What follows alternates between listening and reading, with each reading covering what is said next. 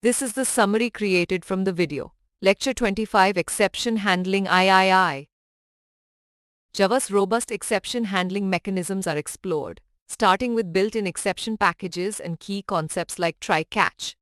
Finally, throw and throws.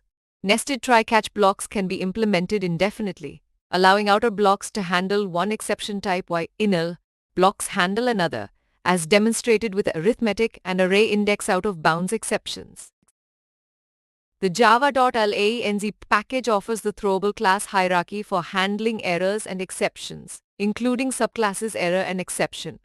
Runtime exception covers common exceptions like null pointer exception, while exception handles cases like class not found exception and no such method exception.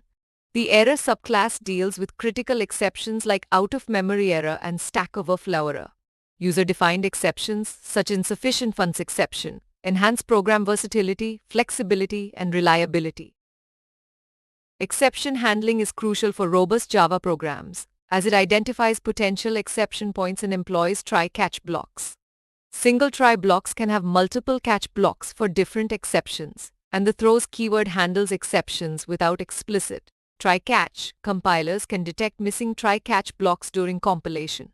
Java's built-in exception hierarchy and user-defined exceptions improve error management and flexibility. Java's capabilities extend to distributed and multi-threaded programming, including internet programming and web app development.